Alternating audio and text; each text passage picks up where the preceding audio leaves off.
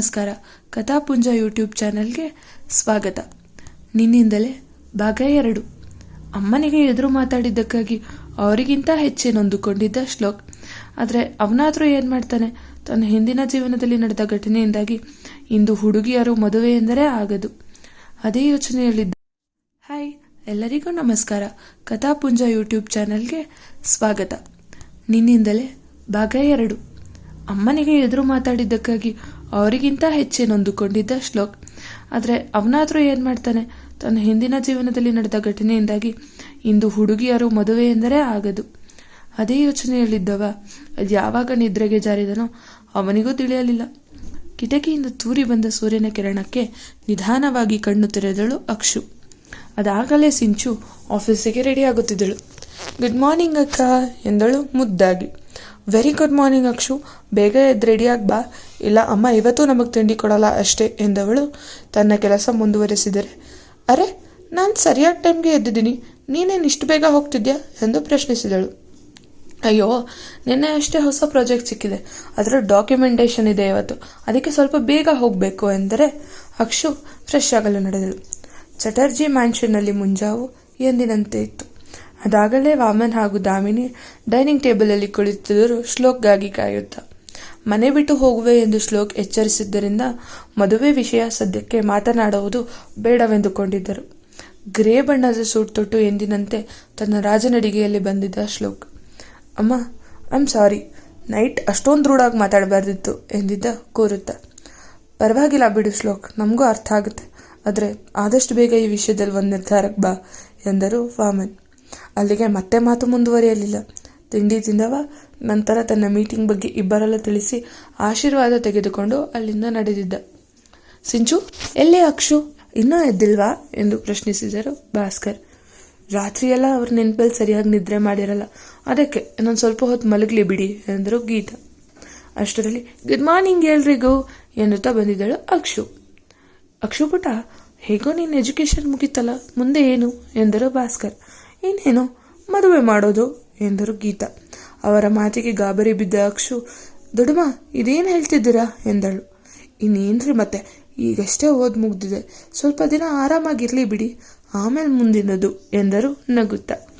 ಸದ್ಯದಲ್ಲಿಯೇ ತನ್ನ ಜೀವನದಲ್ಲಿ ಆಗುವ ಬಹುದೊಡ್ಡ ಬದಲಾವಣೆಯ ಬಗ್ಗೆ ಅರಿವಿರದ ಅಕ್ಷು ತನ್ನ ಪಾಡಿಗೆ ತಾನಿದ್ದಳು. ಇತ್ತ ಶ್ಲೋಕ್ ತಾನು ಅಂದುಕೊಂಡ ಕೆಲಸವಾದ ಖುಷಿಗೆ ಬಹುದೊಡ್ಡ ಪಾರ್ಟಿಯ ಆಯೋಜನೆ ಮಾಡಿದ್ದ. ಅವನ ಪ್ರತಿಯೊಬ್ಬ ಬಿಸ್ನೆಸ್ ಪಾರ್ಟ್ನರ್ಗಳಿಗೂ ಆಹ್ವಾನ ತಲುಪಿತ್ತು. ಆದರೆ ಇದೇ ಪಾರ್ಟಿ ತನ್ನ ಜೀವನದ ದಿಕ್ಕನ್ನೇ ಬದಲಾಯಿಸುತ್ತೆ ಅನ್ನೋದು ಅವನಿಗಾದ್ರೂ ಹೇಗೆ ಗೊತ್ತಿರಬೇಕು? ಅಕ್ಷು ಅಕ್ಷು ಎಂದು ಕೂಗುತ್ತಾ ಬಂದಳು ಸಿಂಚು. ಏನಾಯ್ತು ಅಕ್ಕ, ಇಷ್ಟೊಂದು ಖುಷಿಯಾಗಿದ್ಯಾ ಎಂದು ಪ್ರಶ್ನಿಸಿದಳು.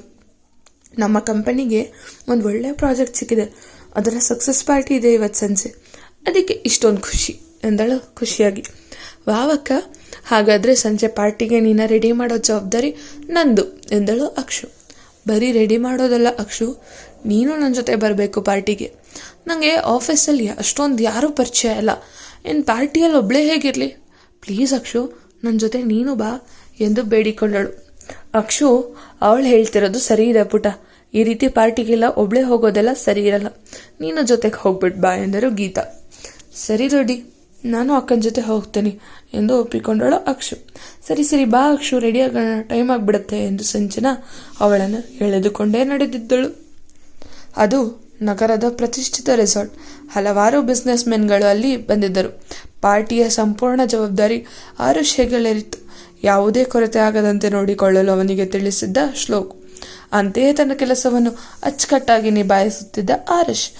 ಆಗಲೇ ಅಲ್ಲಿಗೆ ವಾಮನ್ ಹಾಗೂ ದಾಮಿನಿಯವರ ಆಗಮನವೂ ಆಗಿತ್ತು. ಎಲ್ಲರ ಕಾಯುವಿಕೆಯನ್ನು ಅಂತ್ಯಗೊಳಿಸುವಂತೆ ಬಂದಿದ್ದ ಶ್ಲೋಕ್. ಕಪ್ಪು ಬಣ್ಣದ ಸ್ಟೈಲಿಶ್ ಸೂಟ್ ತೊಟ್ಟಿದ್ದವನನ್ನು ನೋಡಿದ ಅಲ್ಲಿನ ಹೆಣ್ಣು ಮಕ್ಕಳ ಎದೆ ಬಡಿತ ಒಂದು ಕ್ಷಣ ನಿಂತಿದ್ದು ಸುಳ್ಳಲ್ಲ. ಆದರೆ ಅವನಿಗೆ ಅದಾವುದರ ಮೇಲೂ ಗಮನವಿಲ್ಲ. ಅವನು ಬರುತ್ತಿದ್ದಂತೆ ಪಾರ್ಟಿ ಶುರುವಾಗಿತ್ತು. ತಮ್ಮ ಮೊಮ್ಮಗನ ವರ್ಚಸ್ಸನ್ನು ನೋಡುತ್ತಾ ಸುಮ್ಮನೆ ಒಂದು ಕಡೆ ಕುಳಿತಿದ್ದರು ವಾಮನ್. ಇನ್ನು ದಾಮಿನಿಯವರು ತಮಗೆ ಪರಿಚಯ ಇರುವವರನ್ನು ಮಾತಾಡಿಸುವಲ್ಲಿ ಮಗ್ನರಾಗಿದ್ದರು.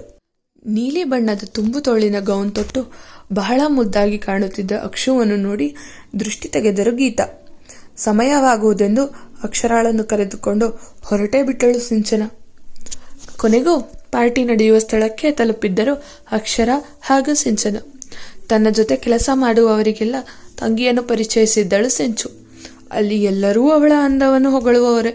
ಅಷ್ಟು ಮುದ್ದಾಗಿ ಕಾಣುತ್ತಿದ್ದಳು. ದಾಮಿನಿಯವರು ಸಹ ಅವಳನ್ನು ನೋಡಿ, ಅದೆಷ್ಟು ಮುದ್ದಾಗಿದ್ದಾಳೆ ಈ ಹುಡುಗಿ, ಚಿನ್ನದ ಬೊಂಬೆ ಥರ ಹೊಳಿತಿದ್ದಾಳೆ. ಈ ಹುಡುಗಿ ಏನಾದರೂ ನನ್ನ ಮಗನಿಗೆ ಜೋಡಿ ಆದರೆ ಎಷ್ಟು ಚೆನ್ನಾಗಿರುತ್ತೆ ಎಂದುಕೊಂಡರಾದರೂ ತಕ್ಷಣ ಮಗನ ನಡವಳಿಕೆ ನೆನಪಾಗಿ ಸುಮ್ಮನಾಗಿ ಬಿಟ್ಟರು. ಆದರೂ ಒಮ್ಮೆ ಆ ಹುಡುಗಿಯನ್ನು ಮಾತನಾಡಿಸಬೇಕೆಂದು ಅವಳ ಬಳಿ ಹೋಗುವಷ್ಟರಲ್ಲಿ ಯಾರೋ ಅವರನ್ನು ಮಾತಾಡಿಸಿದ್ದರಿಂದ ಅಕ್ಷರ ಹಾಗೂ ದಾಮಿನಿಯವರ ಭೇಟಿ ಸಾಧ್ಯವಾಗಲಿಲ್ಲ. ಇತ್ತ ತನಗೆ ಬಂದ ಒಂದು ಮುಖ್ಯವಾದ ಕರೆಯಲ್ಲಿ ಮಾತನಾಡುವ ಸಲುವಾಗಿ ಪಾರ್ಟಿಯ DJ ಸೌಂಡ್ ಇದ್ದಿದ್ದರಿಂದ ರೆಸಾರ್ಟ್ನ ಮತ್ತೊಂದು ರೂಮ್ ಕಡೆ ಹೋಗಿದ್ದ ಶ್ಲೋಕ್. ಅವನು ಹೋಗುವುದನ್ನೇ ಒಂದು ಜೋಡಿ ಕಣ್ಣುಗಳು ಗಮನಿಸಿದ್ದು. ಮತ್ತೊಮ್ಮೆ ಅಕ್ಷರಳನ್ನು ಪಾರ್ಟಿಯಲ್ಲಿ ಹುಡುಕಿದ ದಾಮಿನಿಯವರಿಗೆ ನಿರಾಸೆಯಾಯಿತು. ಹುಡುಗಿ ಅದಾಗಲೇ ಫುಡ್ ಕೌಂಟರ್ ಬಳಿ ಬ್ಯುಸಿ ಆಗಿಬಿಟ್ಟಿದ್ಲು. ಸಿಂಚನಾಗಿ ಹಿಂದೆಯಿಂದ ಬಂದ ಪುಟ್ಟ ಹುಡುಗ ತಳ್ಳಿದ್ದರ ಪರಿಣಾಮ ಅವಳ ಕೈಯಲ್ಲಿದ್ದ ಜ್ಯೂಸ್ ಅಕ್ಷು ಬಟ್ಟೆ ಮೇಲೆ ಬಿದ್ದಿತು.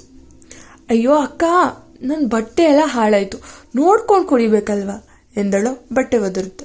ಸಾರಿ ಅಕ್ಷು, ನೋಡಲಿಲ್ಲ, ಆ ಹುಡುಗ ತಳ್ಳಿಬಿಟ್ಟ, ಮೊದಲು ಹೋಗಿ ಕ್ಲೀನ್ ಮಾಡ್ಕೊ, ಇಲ್ಲಾಂದರೆ ಅಂಟೆಂಟ್ ಆಗಿಬಿಡತ್ತೆ, ಬಾ ವಾಶ್ರೂಮ್ ತೋರಿಸ್ತೀನಿ ಎಂದವಳು ಅದೇ ರೆಸಾರ್ಟಲ್ಲಿದ್ದ ರೂಮ್ಗಳ ಕಡೆ ನಡೆದಳು. ಅಕ್ಷು, ಅಲ್ಲಿ ರೂಮ್ ಕಾಣ್ತಿದ್ಯಲ್ಲ, ಅಲ್ಲಿ ಹೋಗಿ ಬೇಗ ಕ್ಲೀನ್ ಮಾಡ್ಕೊಂಡು ಬಾ, ನಂಗೆ ಕಾಲ್ ಬರ್ತಿದೆ ಎಂದ ಸಿಂಚನ ಅಕ್ಷರನ್ನು ಕಳಿಸಿದ್ದು ಶ್ಲೋಕ್ ಹೋಗಿದ್ದ ರೂಮಿನ ಕಡೆಗೆ. ಕಾಲಲ್ಲಿ ಮಾತಾಡಿದ ನಂತರ ಡೋರ್ ಲಾಕ್ ಮಾಡುವುದನ್ನು ಮರೆತು ವಾಶ್ರೂಮ್ ಹೋಗಿದ್ದ ಶ್ಲೋಕ್. ಬಾಗಿಲು ತೆರೆದೇ ಇದ್ದಿದ್ರಿಂದ ಒಳಗೆ ಬಂದ್ಲು ಅಕ್ಷು. ಅವಳು ಒಳ ಬರ್ತಿದ್ದಂತೆ ಬಾಗಿಲು ಹೊರಗಿನಿಂದ ಲಾಕ್ ಆಗಿತ್ತು. ಯಾರೂ ಇಲ್ಲ ಅಂದ್ಕೊಂಡು ಬಂದವಳಿಗೆ ಬಾತ್ರೂಮಲ್ಲಿ ಆಗ್ತಿದ್ದ ಸದ್ದು ಕೇಳಿ ಯಾರೋ ಇರೋರು ಅನ್ನೋದು ಗೊತ್ತಾಯಿತು. ತಕ್ಷಣ ಹೊರ ಹೋಗ್ಲು ನೋಡಿದಾಗ ಡೋರ್ ಲಾಕ್ ಆಗಿರೋದು ಗಮನಿಸಿದ್ಲು. ಏನು ಮಾಡೋದು ಅಂತ ತಿಳಿದೇ ಯೋಚನೆ ಮಾಡ್ತಿರುವಾಗಲೇ ಬಾತ್ರೂಮ್ ಡೋರ್ ಸದ್ದಾಯಿತು. ಯಾರೋ ಇದ್ರು ಅಂತ ಗೊತ್ತಿದ್ದ ಅಕ್ಷರ ಹಾಗೆ ಅಲ್ಲಿ ನಿಂತಿದ್ದ ಶ್ಲೋಕ್ ನೋಡಿ ಗಾಬರಿ ಆದರೆ ತನ್ನ ರೂಮ್ನಲ್ಲಿ ಹುಡುಗಿಯನ್ನು ನೋಡಿ ಶ್ಲೋಕ್ ಸ್ಥಿತಿ ಸಹ ಬೇರೆ ಇರಲಿಲ್ಲ.